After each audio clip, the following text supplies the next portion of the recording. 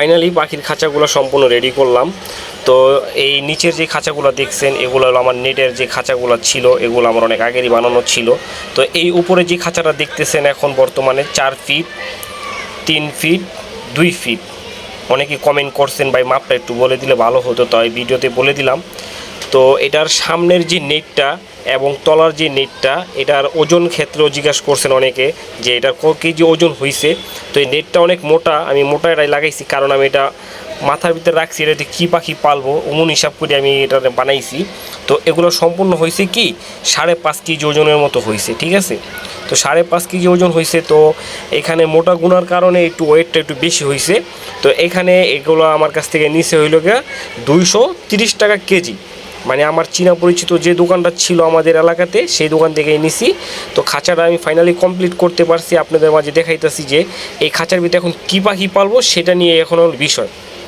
এখন আপনারা অনেকেই কমেন্ট করে বলছেন যে এটার ভিতরে আপনি ফিন্স পাখি পালেন, এটার ভিতরে যে বার্জিকা কলোনি করেন, এটার ভিতরে জাবা পাখি পালেন।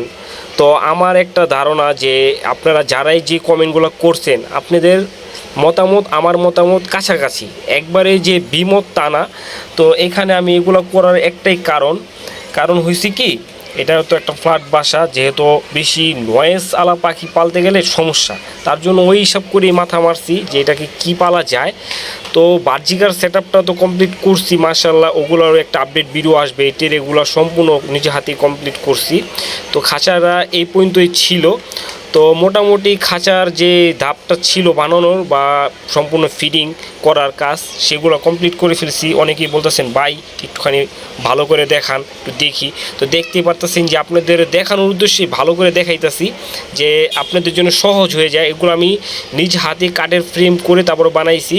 তো আমার এইখানে ভিডিওগুলো করার সময় হয়েছে কি, দেখা যায় আমি একা মানুষ, তো তার জন্য দেখা যায় কারেন্ট চলে যায়, অনেক সময় ভিডিও করতে একটু কষ্ট হয়। আর অবশ্যই আপনারা যদি আমার ফেসবুক পেজ থেকে দেখে থাকেন অবশ্যই পেজটা ফলো দিয়ে যাবেন। আর যদি ইউটিউব চ্যানেল থেকে দেখে থাকেন অবশ্যই আমার ইউটিউব চ্যানেলটা সাবস্ক্রাইব করে অল বেল আইকনটি বাজিয়ে পাশে থাকবেন। আর এটার ভিতরে কী পাখি বলবো সেটা আপনারা অবশ্যই কমেন্ট করে বলবেন যে এটার ভিতরে এই পাখিগুলো পাললে সবচেয়ে ভালো হয়।